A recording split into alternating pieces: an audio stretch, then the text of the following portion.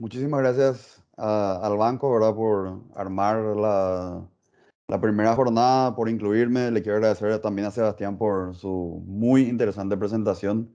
Como dijo este señor, nos encantaría a todos hacer un montón de preguntas más, pero el tiempo apremia. Bueno, sin más, voy a compartir mi presentación. Un segundo. Em, Me avisan si está viendo esto. Sí, correcto. Si lo puedes poner en modo presentación Sí, estaría perfecto. ahí está. Ahí está, sí. Bueno. Adelante. Gracias, señor. Esta presentación es sobre un paper que hace un tiempo nomás terminamos con mis coautores, ¿verdad? Jane Binner de la Universidad de Birmingham y Meng Tong, que está en la University College of London.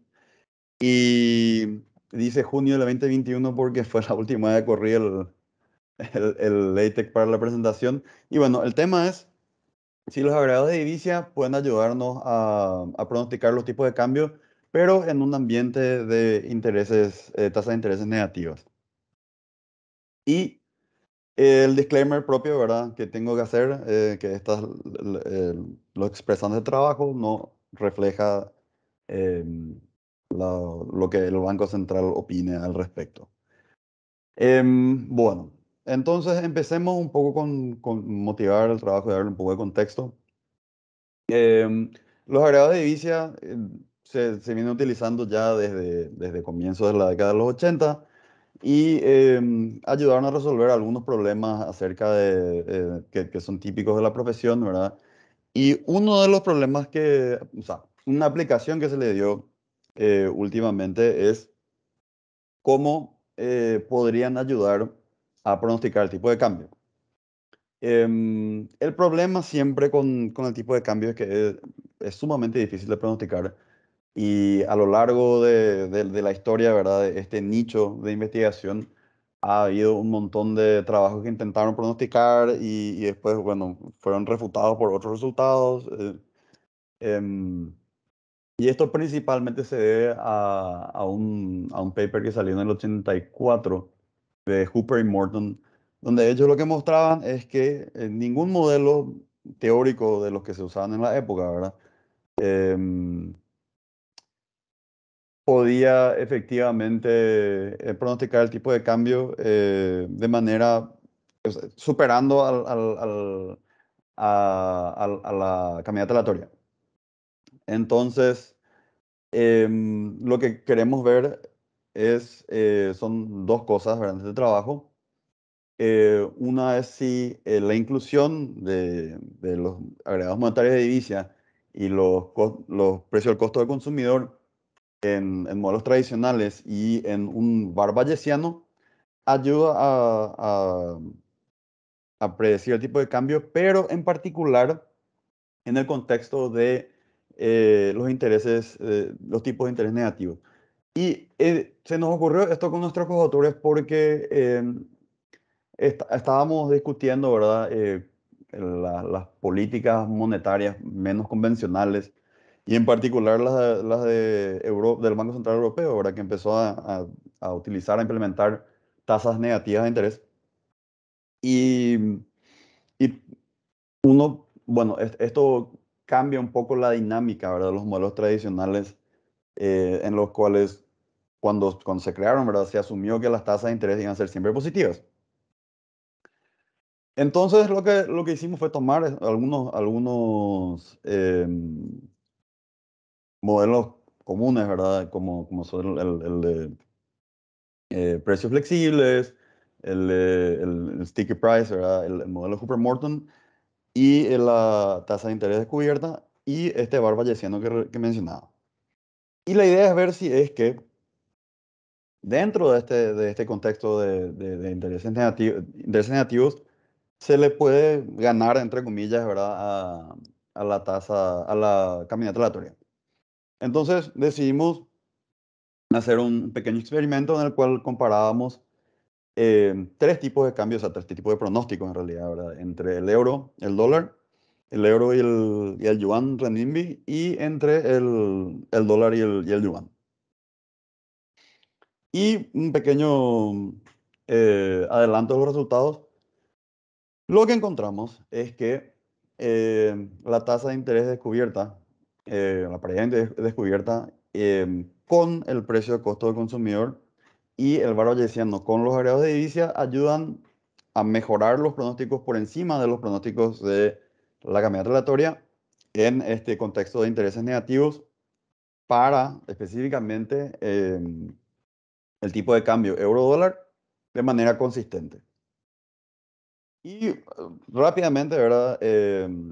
La política de intereses negativos, ¿verdad? O NIRP, es parte ya de lo que viene utilizando hace un tiempo el Banco Central Europeo. em, Complementa la idea de hacer forward guidance, ¿verdad? Dentro del contexto de la crisis financiera global. Y si bien tiene efectos positivos, también fue criticada por sus posibles efectos secundarios. Lo que se trata de hacer, ¿verdad? Es integrar un poco los activos líquidos dentro de los modelos de préstamo de los bancos, y la manera en que estos se mueven dentro del sistema y utilizar este índice de divisa em, de manera a representar, ¿verdad? Lo que se llaman, entre comillas, los servicios de liquidez que existen en la economía, y me voy a referir a eso un poco más específicamente en breve, ¿verdad? Y ver si hay efectivamente alguna ganancia predictiva. Otra cosa de la que tengo que hablar brevemente es los mercados financieros en China. Y rápidamente lo que voy a decir acá simplemente es que desde el 94 que China tenía su moneda pegada, ¿verdad? Básicamente al dólar. Y a partir del 2005 empezó a alejarse, pero de todas maneras sigue teniendo lo que se llama en inglés, ¿verdad? Un managed float, un régimen flotante pero administrado y muy fuertemente administrado. Entonces, lo que China hace es maneja la tasa el tipo de cambio de acuerdo a una canasta de otras monedas que, que toma en cuenta, pero que no anuncia públicamente, ¿verdad? Entonces, se entiende que el tipo de cambio contra el dólar específicamente está todavía muy manejado, muy administrado, em, para permitir que se mueva solamente dentro de una banda muy, muy estrecha, muy angosta. Entonces, voy a hablar rápidamente de lo que son los índices de divisa. Y para eso tengo que hablar de lo que es el precio del costo del consumidor, que es este pi que tenemos acá, que es la diferencia entre RT y gamma sub IT dividido 1 más RT. Gamma T es el interés sobre un activo y RT es la tasa de interés de un activo de inversión pura, se le llama, o de referencia.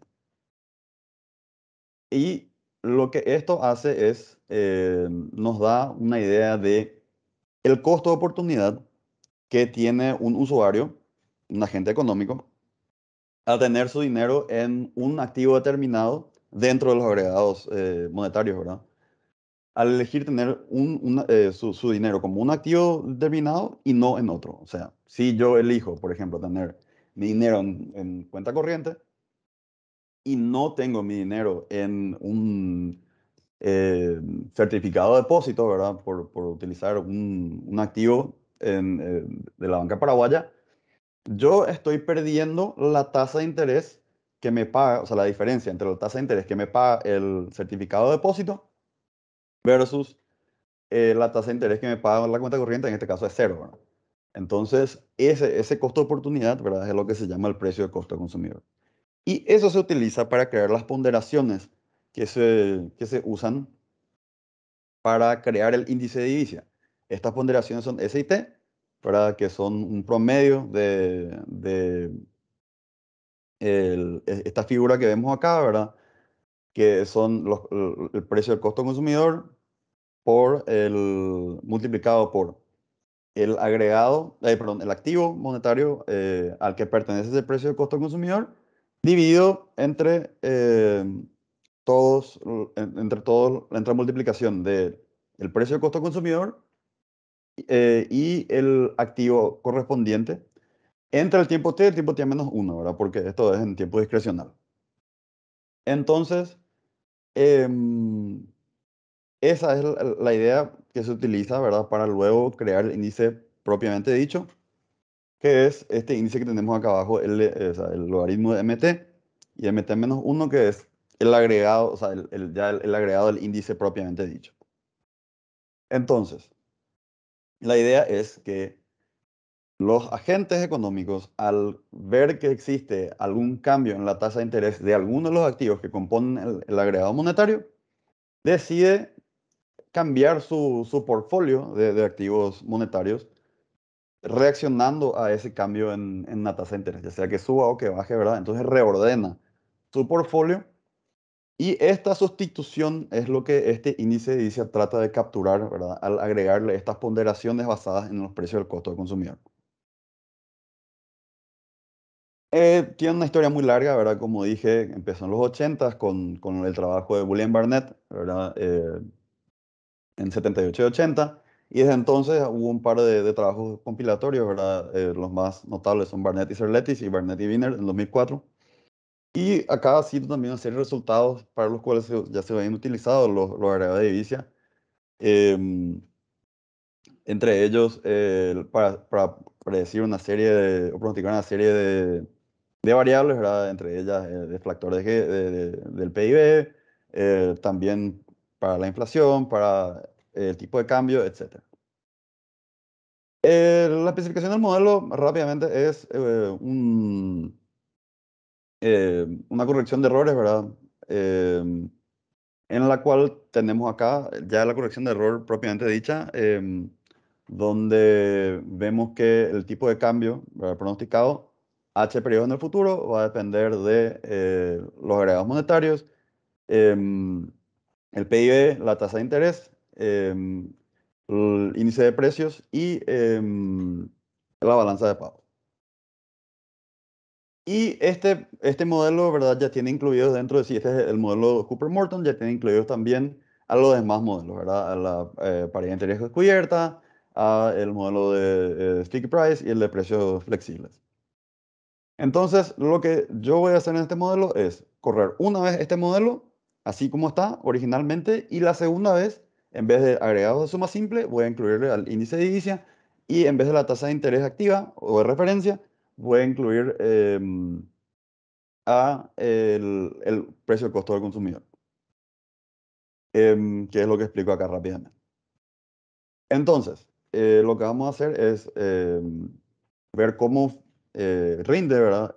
Fuera de la muestra, cada modelo, 1 a 12 trimestres en el futuro.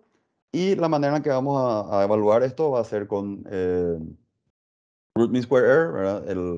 La raíz del error medio, y la estadística, el estadístico Diebold-Mariano.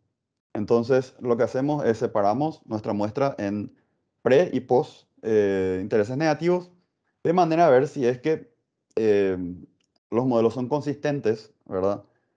Aún, o sea, a través de la muestra, cuando encuentran cuando se encuentran con los intereses negativos y y solamente dentro de la muestra que tiene exclusión de intereses negativos después del cambio, ¿verdad? O sea, una muestra va a incluir los intereses positivos y los negativos y la otra solamente los intereses negativos.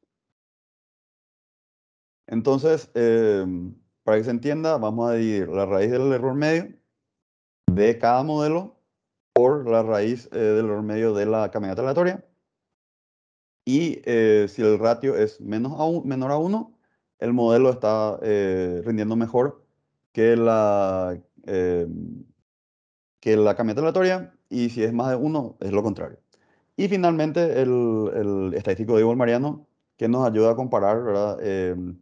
Los pronósticos para ver si hay una diferencia estadísticamente significativa a favor de un modelo u otro. Entonces, los resultados.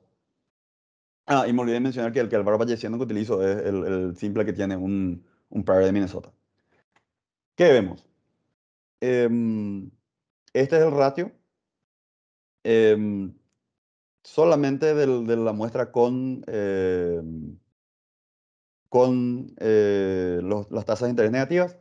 Y vemos que en el caso de la paridad de interés descubierta, vemos que el uso del precio del costo del consumidor en el modelo ayuda a que eh, podamos pronosticar mejor que la caminata aleatoria. Y luego en la muestra, sí, o sea, en la muestra completa, ¿verdad?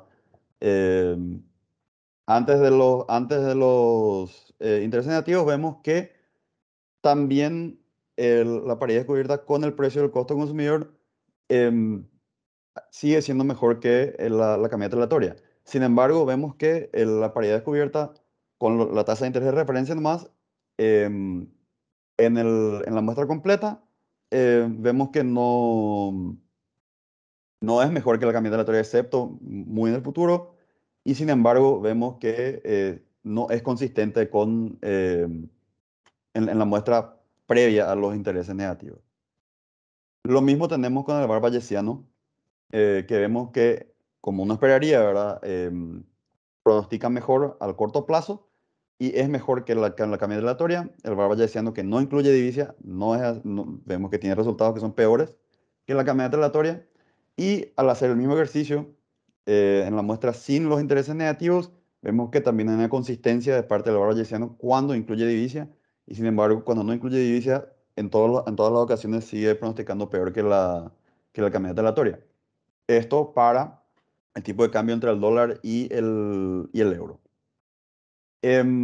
Acá vemos que entre el euro y el yuan renminbi tenemos que solamente la barra bayesiano muestra un comportamiento similar en cuanto a consistencia, porque de nuevo lo que uno esperaría es que un barra bayesiano prediga mejor a corto plazo que a largo plazo. Y cuando utilizamos las muestras sin los intereses negativos, vemos que el comportamiento sigue siendo bastante consistente. Sin embargo, para el tipo de cambio entre el dólar y el yuan, vemos que o sea, que en la muestra completa con los intereses negativos, ninguno es mejor que la cambiante aleatoria, pero encontramos estos resultados que sin los intereses negativos son demasiado buenos para ser verdad y no muestran ninguna consistencia entre las dos muestras, ¿verdad? Y sin los tipos de interés negativos. Finalmente, acá tenemos la estadística, el estadístico de Diego Mariano, que en definitiva lo que nos muestra es que lo que da es apoyo a los resultados que habíamos visto anteriormente en los ratios de las raíces de los errores medios. Y esto le da mayor credibilidad a los resultados que mostramos anteriormente, ¿verdad? Donde rechazamos la hipótesis nula de que los pronósticos sean iguales. Lo mismo vemos con el error bayesiano, em, pre y post intereses negativos. Y entonces lo que podemos concluir de estos resultados, ¿verdad? Es que utilizar los índices de divisa y los precios de costo del consumidor nos ayudan, ¿verdad? A predecir consistentemente con estos dos modelos que mencionamos, ¿verdad? La paridad de interés descubierta y el VAR bayesiano, los tipos de cambio mejor que la cambiata aleatoria para varios horizontes de pronóstico, pero que esto ocurre solamente en un régimen flotante, ¿verdad? Y que no se puede dar cuando interviene un régimen de manejo, ¿verdad? O de administración del tipo de cambio, porque las variables que uno utiliza dentro del modelo no responden de la manera en la que deberían, porque hay otros factores que están interfiriendo en el comportamiento libre, digamos, de esas variables. Y un último comentario, y con esto cierro. hay que tener en cuenta que también el hecho de que los intereses negativos aparezcan en los modelos tradicionales hace que, por ejemplo, en la paridad de interés cubierta tengamos o una suma de dos números negativos o una suma de dos números positivos, pero cambia la idea de una diferencia. Sin embargo, al utilizar los precios del costo del consumidor, que por construcción no puede ser negativos, siempre mantiene siempre la diferencia, ¿verdad? Que uno esperaría, ¿verdad? Uno tiene dos índices de signos distintos. Y con eso termino. Si hay alguna pregunta, consulta, soy todo Dios.